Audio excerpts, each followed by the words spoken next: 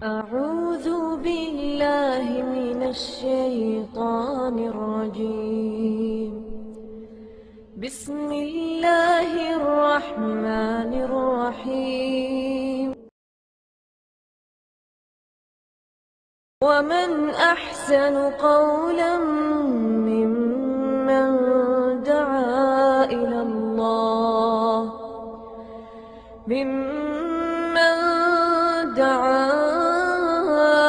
الله وعمل صالحا وقال إنني من المسلمين.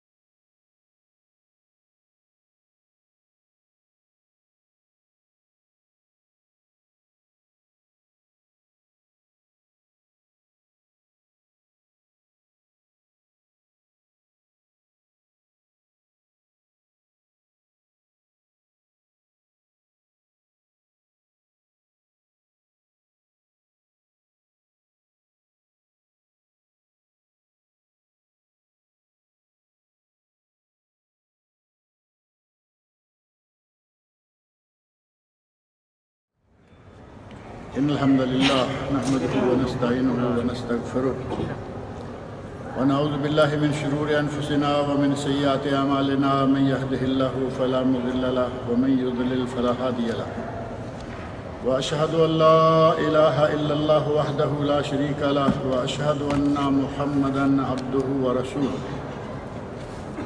أما بعد فإن خير الحديث كتاب الله وخير الهدي هدي محمد صلى الله عليه وسلم وشر الأمور محدثاتها وكل محدثة بدعة وكل بدعة ضلالة وكل ضلالة في النار. رب اشرح لي صدري ويسر لي أمري واحلل عقدة من لساني يفقهوا قولي. رب أعوذ بك من همزات الشياطين وأعوذ بك رب أن يحضرون. أعوذ بالله السميع العليم من الشيطان الرجيم. كل نفس ذائقة الموت وإنما توفون أجوركم يوم القيامة فمن زحزح عن النار وأدخل الجنة فقد فاز وما الحياة الدنيا إلا متاع الغرور. سورہ آل عمران آیت نمبر 185 میں نے آپ کے سامنے پڑھی ہے. اللہ رب العزت کا ارشاد گرامی ہے کل نفس ذائقۃ الموت، ہر کسی نے مر جانا ہے، ہر نفس کو موت کا مزہ چکھنا ہے.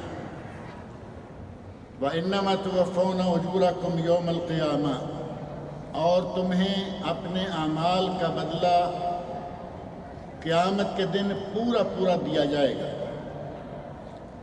فَمَنْ زُحْزِحَ عَنِ النَّارِ، جو جہنم سے ہٹا دیا گیا، وَأُدْخِلَ الْجَنَّةَ، اور جنت میں داخل کر دیا گیا، فقد فاز، وہ جیت گیا، وہ کامیاب ہو گیا، وہ فوز و فلاح پا گیا.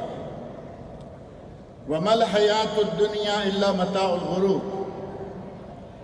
اور یہ دنیا کی زندگی تو سوائے دھوکے کے سامان کے کچھ بھی نہیں ہے. اس حقیقت کو قرآن کریم میں اللہ رب العزت نے متعدد مقامات پر بیان فرمایا ہے کہ یہ دنیا کوئی حیثیت نہیں رکھتی، یہ دھوکہ ہے، دھوکے کا سامان ہے.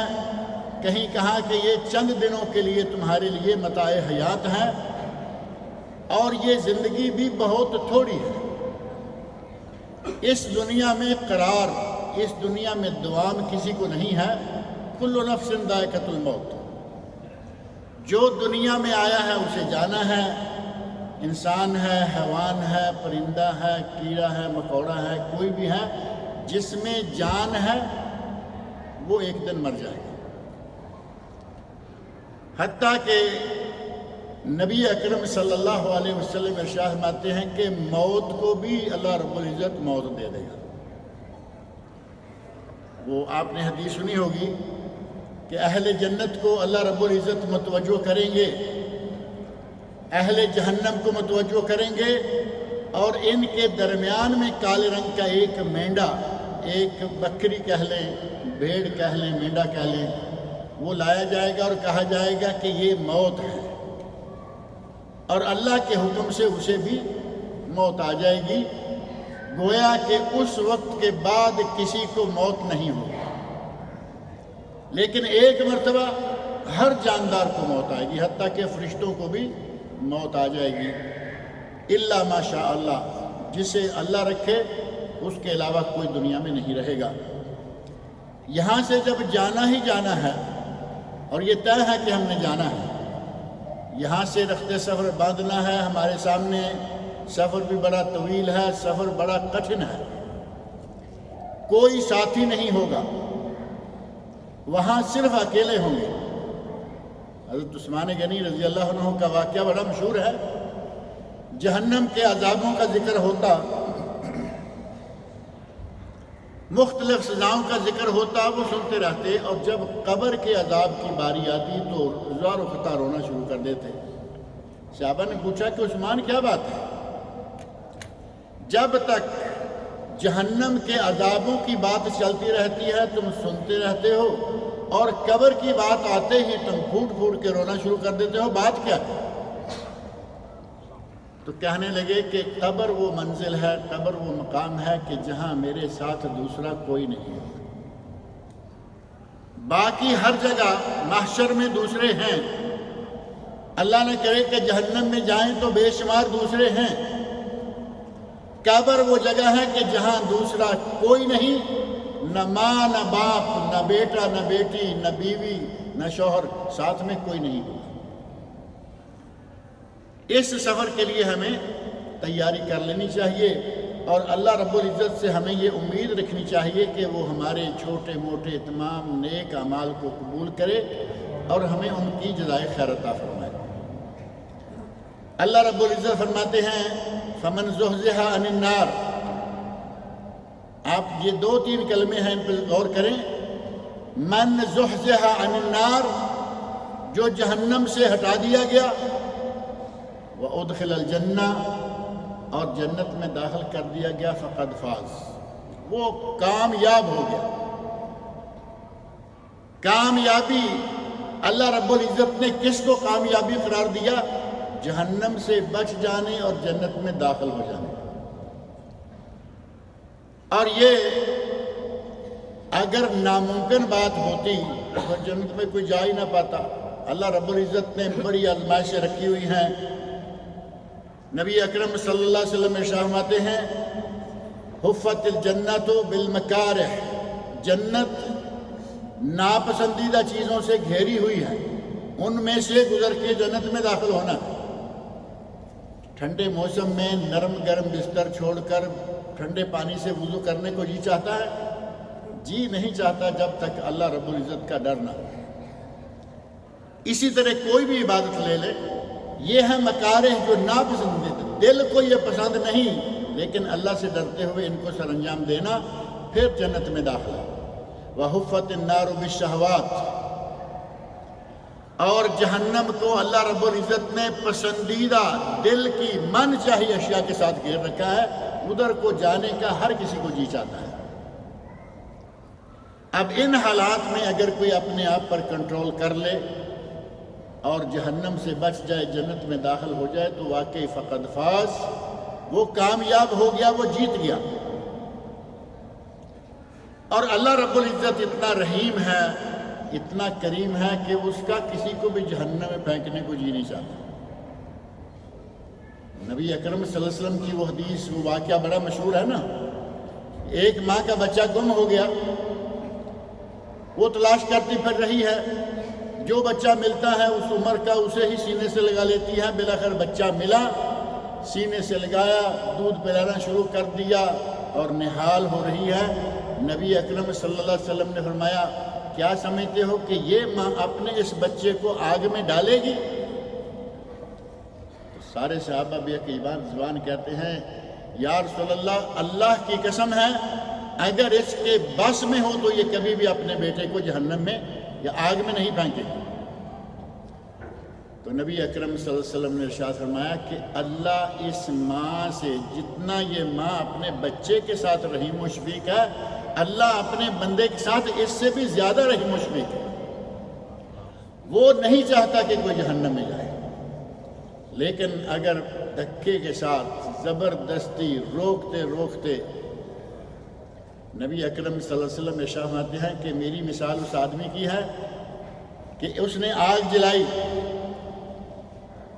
اس آگ پر پروانوں نے آنا شروع کر دیا۔ گھومتے ہیں نا، رات کو اندھیرے میں آگ جل رہی ہو، پروانے آ گئے، گھومنا شروع کر دیا۔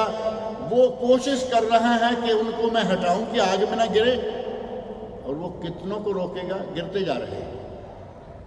نبی اکرم صلی اللہ علیہ وسلم ارشاد فرماتے ہیں کہ میں تمہیں تمہاری کمروں سے پکڑ پکڑ کر جہنم سے پیچھے گھسیٹتا ہوں، پیچھے کھینچتا ہوں، تم زبردستی مجھ سے زور زبردستی کے ساتھ جہنم کی طرف بڑھتے چلے جاتے ہیں۔ نہ اللہ چاہتا ہے کہ بندے جہنم میں جائیں، نہ نبی اکرم صلی اللہ علیہ وسلم چاہتے ہیں کہ اللہ کے بندے جہنم میں جائیں۔ حتیٰ کہ نبی صلی اللہ علیہ وسلم کے بارے میں تو قرآن کہہ رہا ہے نا، لعلک باخع نفسک علی آثارہم، اے میرے نبی یہ مشرکین مکہ اگر جہنم میں جائیں گے تیرا کیا بگڑے گا، تو اپنے آپ کو کیوں ہلکان کر رہا ہے؟ لعلک باخع نفسک، تو گویا کہ اپنے آپ کو ہلاک کر رہا ہے ان کے پیچھے کہ یہ جہنم میں نہ جائیں، جاتے ہیں تو جانے دیں۔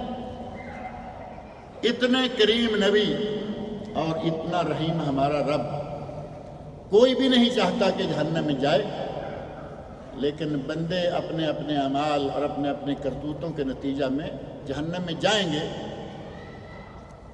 اور جس کے دل میں بھی ذرہ برابر صحیح ایمان ہے، جس نے زندگی میں کبھی ایک مرتبہ پورے خلوص کے ساتھ لا الہ الا اللہ پڑھا، وہ چاہے کتنی لمبی سزا کیوں کاٹ کے نہ آئے، اسے اللہ جہنم سے نکال دے گا۔ ایک وقت آئے گا، چاہے کتنا گناہگار ہے، اللہ اسے جہنم سے نکال دے گا۔ یہ کلمہ کی برکت ہے، یہ توحید کی برکت ہے، یہ خلوص کی برکت ہے۔ گناہ پہ گناہ کرتا رہا لیکن کبھی کلمہ پڑھا تھا پورے خلوص کے ساتھ کہ اللہ کے سوا کوئی معبود برحق نہیں، اور محمد صلی اللہ علیہ وسلم اللہ کے رسول ہیں، اس کا یہ کلمہ اس کو ایک نہ ایک دن جہنم سے نکلوا دے گا۔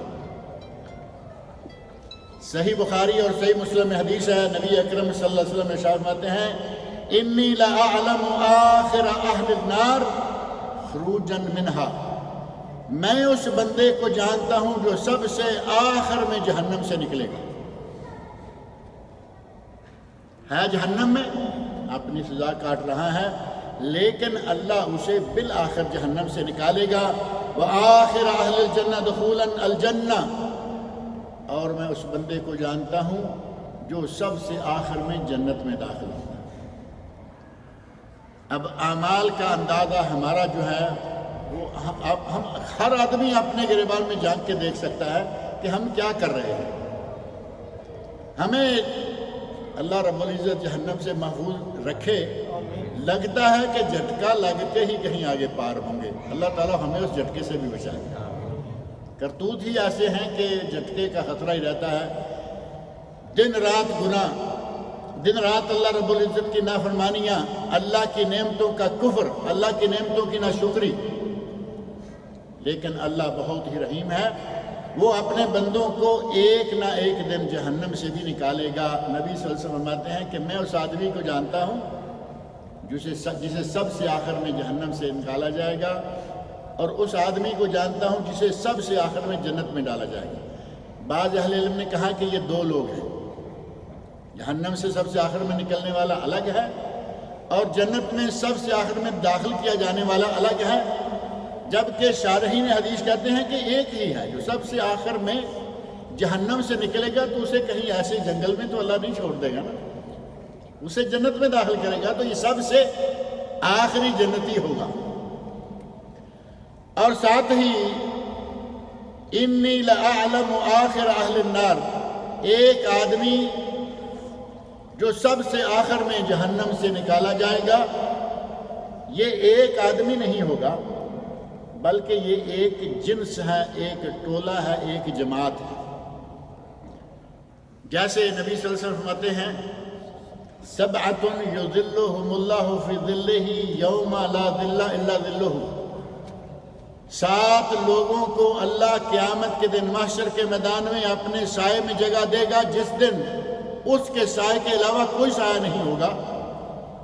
تو یہ کوئی گنتی کے 7 لوگ نہیں، یہ 7 قسم کے لوگ ہیں، یعنی 7 جماعتیں ہیں، 7 گروہ۔ انہی میں سے شاب نشأ فی عبادت اللہ، وہ نوجوان جو اللہ کی عبادت کرتے کرتے پلا بڑا اور اس کی نشو و نما ہوئی، یعنی نیکی کرتے کرتے جوان ہوا۔ اب یہ کوئی دنیا میں ایک تو نہیں ہے، الحمدللہ دنیا بھری ہوئی ہے، نوجوان ہیں، عبادت کرتے ہیں، ریاضت کرتے ہیں، اللہ کو یاد کرتے ہیں۔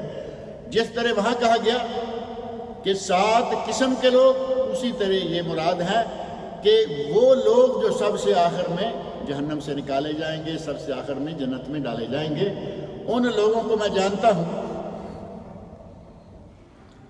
نبی اکرم صلی اللہ علیہ وسلم فرماتے ہیں فیقول اللہ تبارک و تعالی لہ اذهب فادخل الجنہ، جہنم سے نکال کے اللہ اسے کہے گا کہ جاؤ جنت میں داخل ہو۔ اب جنت میں داخل ہونے کے لیے وہ جنت میں آتا ہے، جنت کے قریب آتا ہے تو سمجھتا ہے کہ جنت تو ساری بھری ہوئی ہے۔ آدمی بس میں داخل ہو تو اندر ایک مرتبہ یوں ہی لگتا ہے نا کہ یہ تو ساری بھری ہوئی ہے، حالانکہ کئی سیٹیں جگہ جگہ خالی ہوتی ہیں، اور وہ جنت ہے سامنے آ کے کہتا ہے کہ یہ تو لگتا ہے فَيُخَيَّلُ إِلَيْهِ أَنَّهَا مَلَأَ، یہ تو بھر چکی ہے۔ واپس پلٹ جاتا ہے، کہتا ہے یا اللہ مجھے تو نے جنت کے لیے بھیجا اور میں نے پایا کہ جنت تو بھری ہوئی۔ اللہ رب العزت کہتے ہیں اذهب فادخل الجنہ، جاؤ جنت میں داخل ہو جاؤ۔ پھر وہ آ کے وہی بات کرتا ہے، 2-3 مرتبہ ایک ہی بات کرتا ہے، پھر اللہ رب العزت فرماتے ہیں فَإِنَّ لَكَ مِثْلَ الدُّنْيَا وَعَشْرَةُ أَمْثَالِهَا، اللہ کے بندے تو کہہ رہا ہے جنت بھری ہوئی ہے، جتنی جگہ کی تمہیں دنیا میں تمنا تھی کہ اتنی جگہ مجھے مل جائے، اتنی اور اس سے 10 گنا زیادہ تیرے لیے جنت موجود ہے۔ یہ سب سے آخری جنتی ہے۔ اور بعض روایات میں آتا ہے کہ اس دنیا میں کسی بادشاہ کی جو بادشاہی ہے اس سے 5 گنا زیادہ اسے جنت عطا کی جائے گی۔ اب کسی بادشاہ کی بادشاہی یہاں دنیا میں آج کے دور میں دیکھ لیں، سب سے چھوٹی بادشاہی کہاں ہے؟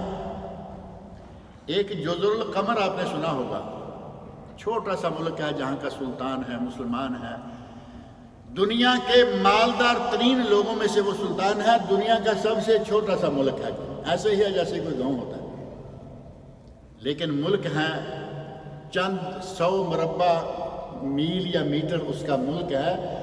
آپ یہی لے لیجئے 500,000 مربع میٹر کا ملک ہے جو سب سے چھوٹا ہے دنیا کا ملک ہے، اس کو 5 گنا کیجئے۔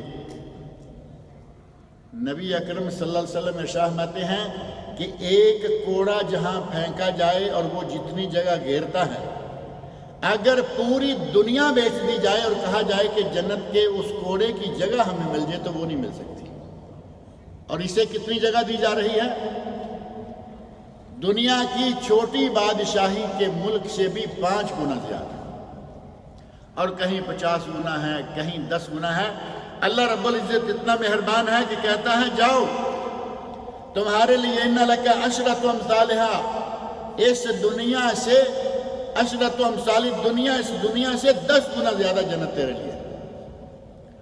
بندہ کہتا ہے اتسخر بی او اتضحک بی، یا اللہ تو میرا مذاق اڑا رہا ہے۔ وہ تو سمجھتا ہے کہ میں جہنم سے نکالا گیا، میری تو جان چھوٹی وہاں سے، اور یہاں اتنی بڑی جنت۔ کہتا ہے کہ یا اللہ تو میرا مذاق اڑا رہا ہے۔ اللہ رب العزت کہتے ہیں کہ نہیں، ہم تیرا مذاق نہیں اڑا رہے، بلکہ اس کے ان الفاظ کو بیان کرتے ہوئے نبی اکرم صلی اللہ علیہ وسلم ہنس پڑے اور اتنے ہنسے کہ آپ کی داڑھیں نظر آنے لگی، اتنا آپ بہت ہی کم و بیش ہنسا کرتے تھے، بہت کم، تبسم فرماتے، مسکراتے اور بس کبھی کبھی ہنستے، لیکن کبھی کبھی اتنا کھل کے ہنستے کہ داڑھیں نظر آ جاتی۔ جب اس بندے کی یہ بات نبی اکرم صلی اللہ علیہ وسلم نے بیان کی کہ یا اللہ تو میرا مذاق اڑا رہا، تو نبی اکرم صلی اللہ علیہ وسلم خوب ہنسے۔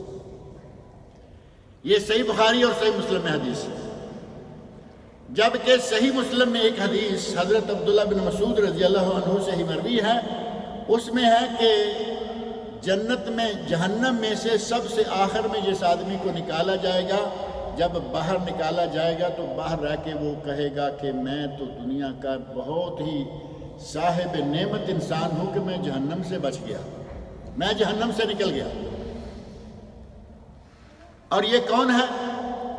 پہلے یہ پلسرات سے بڑی مشکل کے ساتھ گزرتے ہوئے آیا، بالآخر یہ جہنم میں گر گیا۔ جب اسے نکالا گیا تو کہہ رہا ہے کہ میری طرح کا تو کوئی نہیں، چلتا کس طرح ہے؟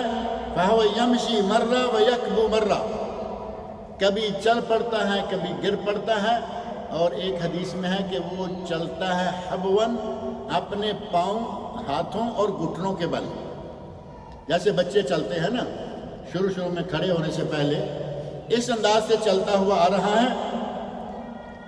اور جب وہ اس جگہ سے جہاں سے اللہ رب العزت اس کو نکال کے لا رہا ہے جہنم سے، وہاں سے نکلتے ہی کہتا ہے تبارک الذی نجانی منک، وہ برکتوں والی ذات ہے جس نے مجھے تجھ سے نجات دلائی۔ جہنم کو اشارہ کر کے کہتا ہے کہ اس برکتوں والی ذات نے مجھے تجھ سے تو نجات دلائی، باہر تو آ گیا۔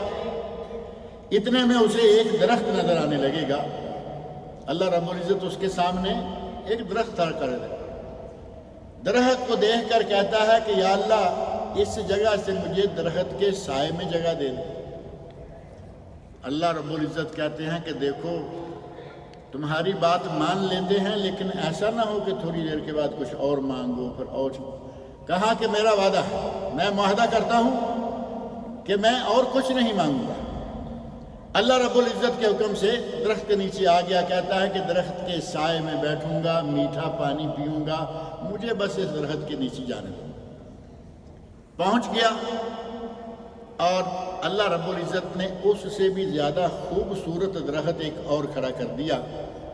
اب دیکھ کے اس سے صبر نہیں ہو رہا کہ میں جہاں ہوں یہاں تو سایہ بھی دھوپ سایہ ملا جلا ہے، اور وہ درخت تو بہت ہی زبردست ہے۔ کہتا ہے یا اللہ مجھے اس درخت کے نیچے جانا ہے۔ اللہ رب العزت کہتے ہیں کہ تو نے وعدہ کیا ہے، اپنے معاہدے کو یاد رکھ۔ کہتا ہے یا اللہ مجھے یاد ہے، تیری مہربانی مجھے وہاں لے۔ اللہ رب العزت کی اجازت سے وہاں چلا جائے گا، اس کا ٹھنڈا سایہ، ٹھنڈا پانی۔ اتنے میں تیسرا درخت کھڑا کر دیا، صحیح مسلم میں حدیث ہے۔ اللہ رب العزت تیسرا درخت جو ہے وہ کھڑا کر دیتے ہیں سامنے، جو پہلے دونوں سے زیادہ خوبصورت ہے، سایہ زیادہ بہتر ہے اور پانی زیادہ اچھا ہے۔ کہتا ہے کہ یا اللہ مجھے اس درخت کے نیچے جانا ہے۔ اللہ رب العزت بار بار یاد دلا رہے ہیں کہ اپنا معاہدہ یاد کرو، بنی آدم کیا کر رہے ہو، تو مجھ سے سوال کرنا کب چھوڑے گا؟ اللہ رب العزت کے الفاظ نبی صلی اللہ علیہ وسلم نے نقل کیے کہ تو کب یہ سوال چھوڑنا بند کرے گا، سوال کرنا بند کرے گا؟ کہتا ہے کہ نہیں، بس یہ اس درخت کے نیچے جانے۔ اس درخت کے نیچے بھیج دیا گیا۔ وہ درخت جنت کے قریب ہے، وہ درخت جنت کے قریب ہے۔ اس درخت کے نیچے گیا، پانی پیا، بیٹھا تھوڑی دیر کے لیے، اندر جنت سے لوگوں کے ہنسنے کھیلنے کی آوازیں آنے لگی۔ اب اس کی جان پہ بن جائے گی کہ یہ کیا ہوا، میں درخت کے نیچے، باہر لوگ اندر مزے کر رہے ہیں، ہنس رہے ہیں، ظاہر ہے کہ جنتی اپنے مزے میں نعمتوں میں ہے۔ تو کہتا ہے کہ یا اللہ تیری بڑی مہربانی، مجھے اس جنت کے دروازے کی اندر کی سائڈ کر دے۔ جنت لمبی چوڑی نہیں مانگ رہا، کہتا ہے کہ مجھے اندر کی سائڈ، جنت کے دروازے کی اندر کی سائڈ میں مجھے کر دے۔ اللہ رب العزت کہتے ہیں یا ابن آدم الم تعاہدنی اللہ تسألنی غیرہا، تو نے کہا نہیں تھا کہ میں اور کوئی مطالبہ نہیں کروں گا؟ تو کہتا ہے بلا یا رب ہذہ لا اسألک غیرہا، یا اللہ صحیح بات ہے کہ میں نے وعدہ کیا تھا، لیکن اس مرتبہ مان لے، اس کے بعد میں کوئی مطالبہ نہیں کروں گا۔ اللہ رب العزت سے ہر مرتبہ معذور سمجھ رہے ہیں، کیونکہ جو وہ دیکھتا ہے اس پر صبر ممکن ہی نہیں، اور اللہ رب العزت جانتا ہے بنی آدم کی فطرت کیا ہے، طبیعت کیا ہے، طمع کی کیا حالت ہے۔ اللہ رب العزت اس کی بات کو مانتا جا رہا ہے، اسی وجہ سے کہ پہلے سے اگلا، اگلے سے اگلا درخت ایک سے بڑھ کر ایک خوب، اور پھر جنت کی بہاریں جن کا کوئی مقابلہ ہی نہیں، وہاں صبر کون کرے گا؟ اور پھر نبی صلی اللہ علیہ وسلم نے ارشاد فرمایا ہے نا کہ اگر کوئی آدمی نظر مانتا ہے، نظر وعدہ ہی ہے نا، اللہ سے وعدہ ہے کہ میرا یہ کام ہو گیا تو میں یہ کروں گا۔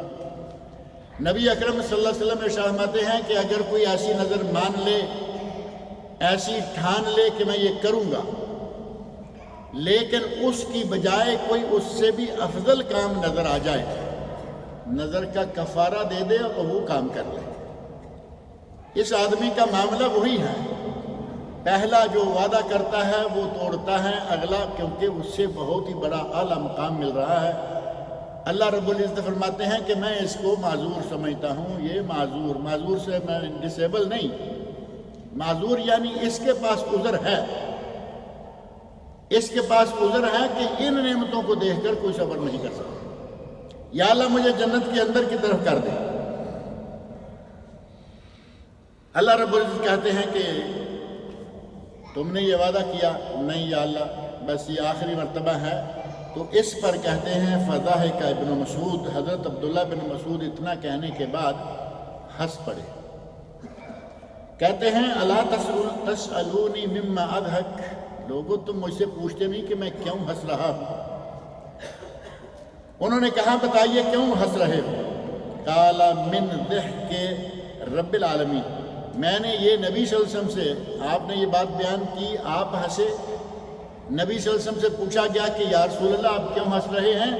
تو کہا کہ میں اللہ رب العالمین کے ہنسنے پر ہنس رہا ہوں، اس کی یہ طمع دیکھ کر اللہ رب العزت ہنس دی کہ میرا بندہ میری جان چھوڑنے کو تیار نہیں ہے۔ اب اللہ رب العزت کا ہنسنا صحیح مسلم میں ثابت ہے۔ بعض لوگوں کو بیماری ہے کہ وہ حدیث میں بھی کیڑے نکالنے سے باز نہیں آتے، کہیں گے یہ ہنسنا سے مراد ثواب دینا ہے۔ اللہ رب العزت اور نبی اکرم صلی اللہ علیہ وسلم بیان کرنے والے ہیں کہ اللہ رب العزت ہنس دیے۔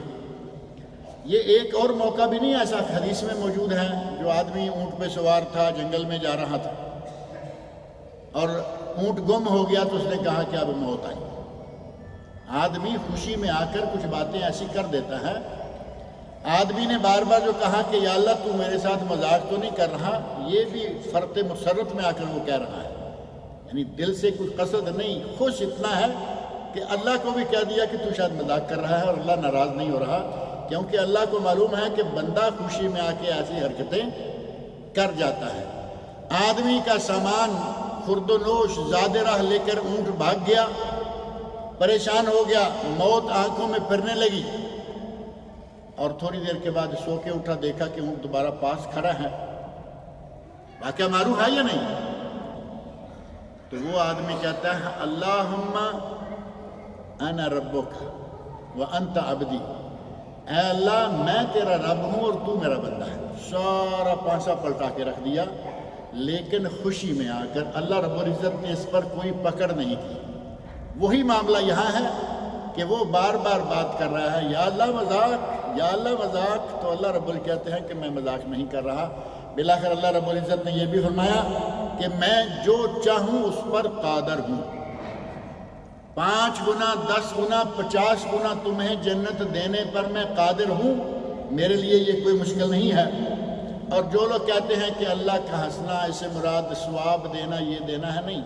اللہ رب العزت کے جو صفات ہیں، اسماء و صفات، توحید کی 3 قسموں میں سے ایک قسم ہے توحید الاسماء والصفات، جو اللہ کے نام ہیں، جو اللہ کی صفتیں ہیں، ان کو اسی طرح مانا جائے جس طرح قرآن کریم میں آئی، جس طرح حدیث شریف میں صحیح سند کے ساتھ ثابت ہے۔ اللہ رب العزت کا ہاتھ ثابت ہے، ید اللہ ہے علی الجماع۔ یہودی کہتے ہیں ید اللہ ہے مغلولہ، اللہ کا ہاتھ بند ہے، وہ خرچ نہیں کر سکتا، لفظ ہاتھ موجود ہے، لیکن ہم کہیں کہ اللہ کا ہاتھ ہمارے جیسا ہے، ایسا نہیں۔ کیسا ہے؟ جیسا اس کی شان کو لائق ہے۔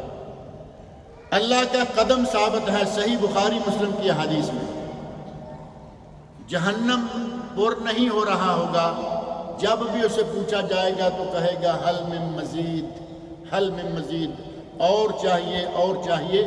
بالآخر اللہ رب العزت اپنا قدم مبارک جہنم میں رکھے گا تو کہے گا کہ بس اب مجھے اور کچھ نہیں چاہیے۔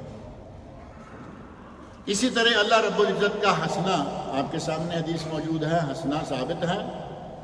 اب اس سے آدمی کہے کہ نہیں یہ وہ ہاتھ سے مراد وہ ہے، پاؤں سے مراد وہ ہے، ہنسنے سے مراد، کیوں ادھر ادھر جانے کی کیا ضرورت ہے؟ اللہ رب العزت ہنستا ہے جس طرح اس کی ذات کو لائق ہے۔ وہ ہمارے جیسا تو ہے ہی نہیں نا، لیسا کمثلہ شیء، اس جیسی دنیا میں کوئی چیز نہیں ہے۔ کسی کی مثال کیسے دے سکیں گے؟ جیسا اس کی شان کو لائق ہے اسی طرح وہ ہنستا ہے۔ اس آدمی کو جنت میں داخل کر دیا جائے گا۔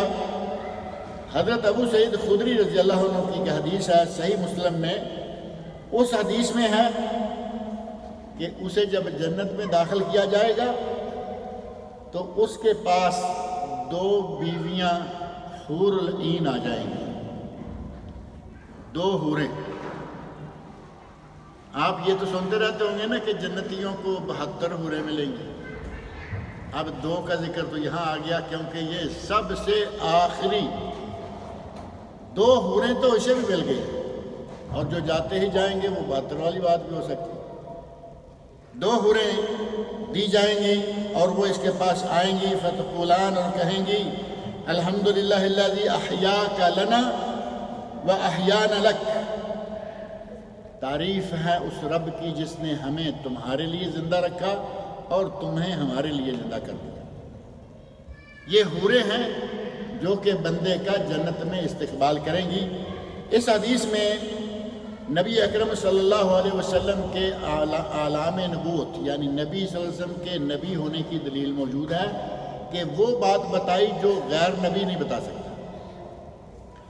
اور اس کو کہیں اگر یہ علم غیب ہے، ہمارے یہاں فوراً دوسرا راستہ پکڑ لیتے ہیں، جی نبیوں کو علم غیب ہوتا ہے، اللہ رب العزت نے بتایا تو بتا دیا۔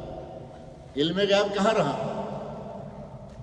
علم غیب تب ہوتا کہ اللہ نہ بتاتا تیری بیوی سچی ہے، یہ بدبخت گناہگار ہیں، اللہ نہ بتاتا، نبی صلی اللہ علیہ وسلم پہلے دن ہی کہہ دیتے کہ نہیں میری بیوی سچی ہے، تم جھوٹ بول رہے ہو۔ واقعہ معلوم ہے یا نہیں؟ سورہ نور کے شروع میں پڑھ کے دیکھیں، بیوی پر تہمت لگ گئی، مہینہ بھر پوری امت پریشان ہے، اور یہ عالم الغیب ماننے سے پیچھے نہیں ہٹ رہے۔ عالم الغیب صرف اللہ کی ذات ہے، لیکن اللہ رب العزت اپنے نبیوں کو اس طرح کی باتیں بتاتا ہے اور وہ آگے بتا دیتے ہیں۔ دوسرا یہاں ایک مسئلہ یہ بھی ثابت ہوتا ہے کہ اگر کوئی آدمی کسی معاملے میں عاجز آ جائے تو وہ واجب ساقط ہو جاتا ہے۔ اللہ رب العزت کہہ رہا ہے کہ جنت میں داخل ہو، اور بندہ کیا کہہ رہا ہے کہ جنت تو لوگوں نے گھیر لی ہے، میرے لیے وہ جگہ نہیں، واپس آ گیا۔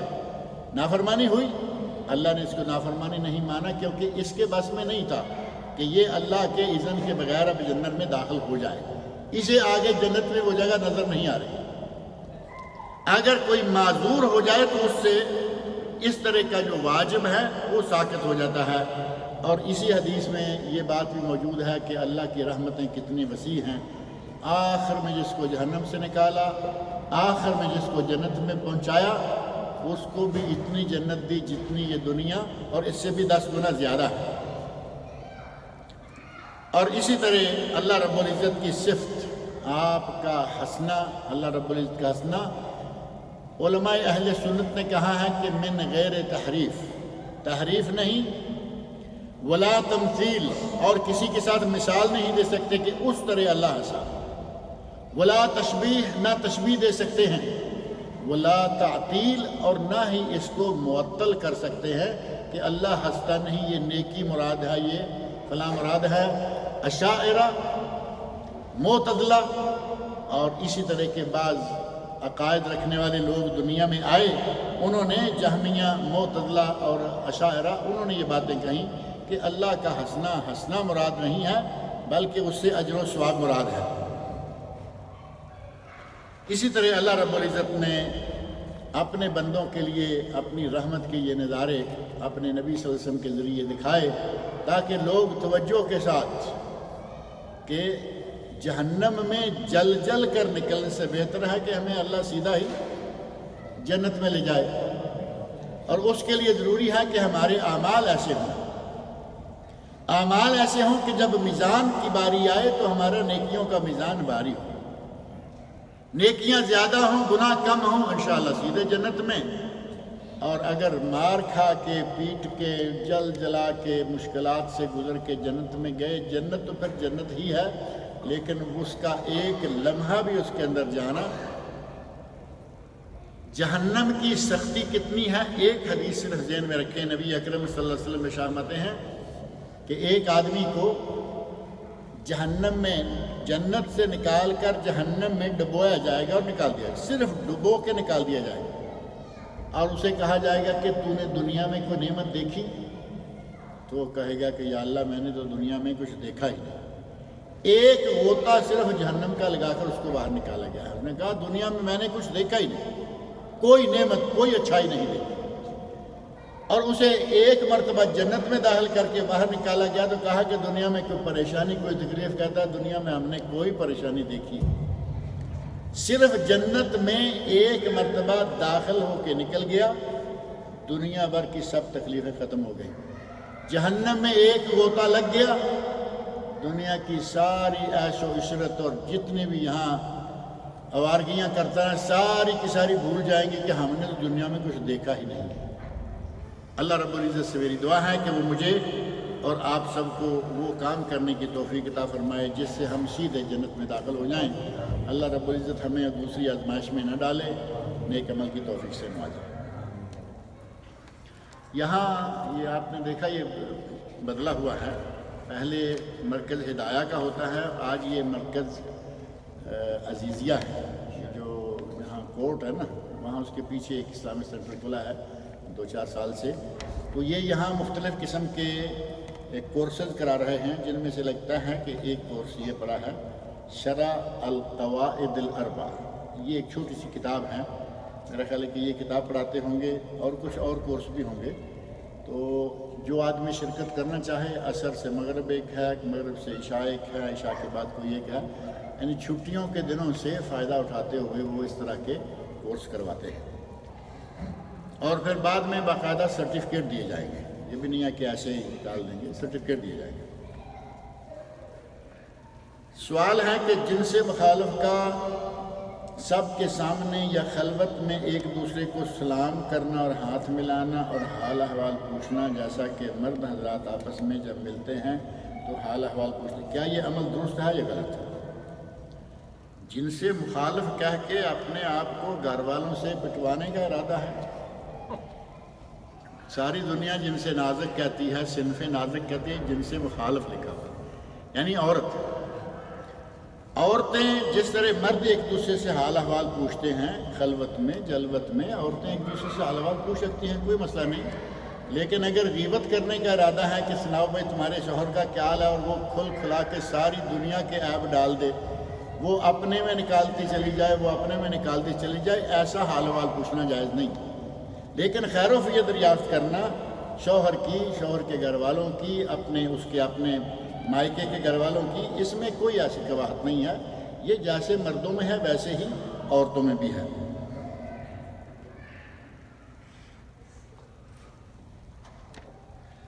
اور اگر یہ عمل جو کہتے ہیں میں نے ذکر کیا ہے، اگر یہ محرم جن سے مخالف محرم میں ہو تو پھر تو کوئی بات ہی نہیں ہے نا۔ اگر بھائی بہن آپس میں کرتے ہیں، میاں بیوی کرتے ہیں، اسی طرح اگر دوسرے کوئی بھی رشتہ دار جو آپس میں محرم ہیں وہ کرتے ہیں تو پھر تو بالکل ہی کوئی بات نہیں۔ اور اگر عورتیں آپس میں ایک دوسرے سے کرتی ہیں، عورتیں ہی ہیں، تو ان میں بھی کوئی مسئلہ نہیں ہے۔ لیکن عورتیں ساری دیندار قسم کی ہوں، نیک ہوں۔ ایک بات ذہن میں رکھیں کہ پردے کے مسائل میں عموماً لوگ ترجمہ کرتے ہوئے، تشریح کرتے ہوئے تھوڑی سی بات چھوڑ جاتے ہیں۔ ترجمے میں ہے کہ ان عورتوں سے بھی پردہ نہیں، عورتوں سے بھی پردہ نہیں، تمہاری عورتوں سے بھی پردہ نہیں ہے۔ نسائکم، اب یہاں جو نسائکم ہے اس کا معنی یہ نہیں ہے کہ کوئی بھی عورت ہو۔ کافر عورت کے سامنے مسلمان عورت کے جسم کا کچھ حصہ نظر آنا ناجائز ہے، سوائے چہرے کے اور ہاتھوں۔ کافروں کے درمیان یہ نہیں ہے کہ کافروں کے سامنے کھل کھلا کے جیسے اپنے لوگوں کے جہاں بیٹھتی ہے برقع نکال دیا، دوپٹہ نکال دیا، کافر عورت کے سامنے ایسا جائز نہیں۔ اور اگر کوئی مسلمان عورت ہے اور فاسق و فاجر یعنی معاشرے کی بگڑی ہوئی عورتوں کا ٹولہ ہے، ان عورتوں بھی عورت کو اپنے لباس کا خیال رکھنا چاہیے، چہرے ہاتھوں کے سوا باقی جسم کا کوئی حصہ ننگا نہ کریں۔ لیکن نسائکم سے مراد اگر تمہاری مسلمان نیک عورتیں ہیں ان کے سامنے وہ برقع وغیرہ اتار سکتی ہے۔ اگر نماز عصر یا کون سی بھی نماز جماعت کے لیے 5 منٹ باقی ہے تو ہم پہلے تحیت المسجد 2 رکعت ادا کرنا چاہیے یا پھر 4 رکعت سنت ادا کرنا؟ تحیت المسجد جو ہے اگر وقت ہے، آپ جیسے کہہ رہے ہیں کہ 5 منٹ باقی ہیں، آپ 2 رکعتیں تحیت المسجد کی پڑھ سکتے ہیں، 2 رکعتیں جو عصر سے پہلے عام سنت کے طور پر پڑھ سکتے ہیں، کوئی حرج نہیں۔ 2 تحیت المسجد، 2 تحیت الوضو، 4 ہو گئیں۔ اور ویسے بھی آپ منع یہ ہے کہ آدمی مسجد میں داخل ہوتے ہی بیٹھ جائے، کوئی نماز پڑھ کے بیٹھے گا تو پھر کوئی منع نہیں ہے، وہ تحیت الوضو ہو، تحیت المسجد ہو یا نماز سے پہلے والی سنتیں ہوں۔ کیا فجر کی فرض نماز ادا کرنے کے بعد سنت ادا کر سکتے ہیں؟ بالکل کر سکتے ہیں۔ نبی اکرم صلی اللہ علیہ وسلم کے سامنے صحابہ کرام نے فجر کی نماز کے بعد سنتیں پڑھنا شروع کی، پڑھی، نبی صلی اللہ علیہ وسلم نے انہیں منع نہیں فرمایا۔ اگر یہ ناجائز ہوتا تو یقیناً نبی صلی اللہ علیہ وسلم اس بات سے روک دیتے، آپ نے خاموشی اختیار فرمائی۔ صحابی اٹھ کے نماز پڑھنے لگا تو نبی صلی اللہ علیہ وسلم نے پوچھا الصبح اربعا، کیا اب فجر 4 رکعتیں ہو گئی ہیں؟ کیونکہ 2 تو ساتھ پڑھ لی تھی نا۔ کہا کہ کیا اب فجر 4 رکعتیں ہو گئی ہیں؟ وہ صحابی کہتے ہیں نہیں یا رسول اللہ، میں لیٹ آیا، جماعت کھڑی ہو گئی تھی، میں جماعت میں شامل ہو گیا، یہ سنتیں پڑھ۔ فسکت رسول اللہ صلی اللہ علیہ وسلم، نبی صلی اللہ علیہ وسلم خاموش ہو گئے۔ نبی کا یہ منصب نہیں ہے کہ غلط کام کو دیکھیں اور خاموش ہو جائیں۔ آپ کی خاموشی ہمارے لیے شریعت ہے، دین ہے۔ آپ نے خاموشی اختیار فرمائی، ایک نہیں یہ 4-6 حدیثیں ہیں، 4-6 واقعات ہیں کہ صحابہ نے فرضوں کے بعد اٹھ کر فجر کی 2 سنتیں پڑھی اور نبی اکرم صلی اللہ علیہ وسلم نے منع نہیں فرمایا۔ ہمارے یہاں مشکل یہ ہے کہ ایک تو پڑھتے نہیں، اس وقت کہیں گے کہ ان کا اتنا ثواب ہے، اتنا یہ ہے، ان کو ہم نے پڑھنا ہی پڑھنا ہے۔ جب جماعت کھڑی ہوتی ہے تو اس وقت مسجد کے کسی ستون کے پیچھے ہو کے، یعنی جماعت کھڑی ہوئی، یہ 2 صفیں ہیں، یہاں امام ہے، تب اس ستون کے پیچھے کھڑے ہو جائیں گے تو امام تو مجھے نظر نہیں آ رہا، اور امام تو دیکھ بھی نہیں رہا نا، وہ تو آگے دیکھ رہا ہے۔ میں سمجھتا ہوں کہ میری سنتوں کا وقت صحیح ہے۔ اللہ کے بندے، مسجد وہی، امام وہی تلاوت کر رہا ہے، تم سن رہے ہو، ادھر سورہ فاتحہ امام کے پیچھے پڑھنے کا کہو تو کہیں گے جی لا، امام کے پیچھے سورہ فاتحہ نہیں پڑھ سکتے، وہاں 2 مرتبہ سورہ فاتحہ پڑھ کے آئے یا نہیں؟ مسجد بھی یہی ہے، امام بھی یہی ہے، 2 مرتبہ سورہ فاتحہ پڑھی ہے، اتحیات پڑھا ہے، 4 سجدے کیے، 2 رکوع کیے، 2 قومیں کیے، اتنا کچھ کر لیا اور یہاں سورہ فاتحہ پڑھنے کو تیار۔ یہ چور دروازہ ہے، پلر کے پیچھے جا کے پڑھنے کا کوئی جواز نہیں۔ یا فجر سے پہلے، فرضوں سے پہلے آ کے پڑھیں، یا پھر وہ حدیث جو کہ معضل ہے، ضعیف کی اقسام میں سے ہے، کہ سورج نکلنے کے بعد پڑھیں۔ اب وہ بھی ہمت نہیں ہوتی کہ اتنی دیر کیسے نکالیں گے۔ فجر کی سنتیں فرضوں سے پہلے رہ گئی ہیں، سورج نکلنے کے بعد پڑھیں، بیٹھیے مسجد میں، مسجد میں نہیں بیٹھنے دیتے، باہر جا کے بیٹھیے، سورج نکلنے کے بعد سنتیں پڑھیے، پتہ چلے کہ ہم نے عمل کیا ہے۔ پہلے نہیں پڑھتے، پہنچے نہیں، سورج نکلنے کے بعد نہیں پڑھتے، وقت لگے گا، اور فرضوں کے دوران پڑھ رہے ہیں، جبکہ نبی صلی اللہ علیہ وسلم نے ارشاد فرمایا ہے لا صلاۃ اذا اقیمت الصلاۃ الا التي اقیمت لها، جب جماعت کھڑی ہو جائے، اقامت ہو جائے، تو اس وقت کوئی نماز نہیں ہوتی سوائے اس کے کہ جس کی اقامت ہوئی۔ اب جب نماز ہوتی نہیں تو فائدہ کیا؟ اپنے فرض کو بھی ایک آدھ رکعت کو ضائع کر لیا اور سنتے بھی نہیں ہوئی۔ اب نبی صلی اللہ علیہ وسلم کہیں ہوتی نہیں اور ہم سمجھیں کہ ہم نے وہاں پلر کے پیچھے پڑھ لی ہے تم نے، لیکن یہ ہوئی نہیں، یہ رسول اللہ صلی اللہ علیہ وسلم کا ارشاد ہے۔ اللہ تعالی ہمیں صحیح عمل کرنے کی توفیق عطا فرمائے۔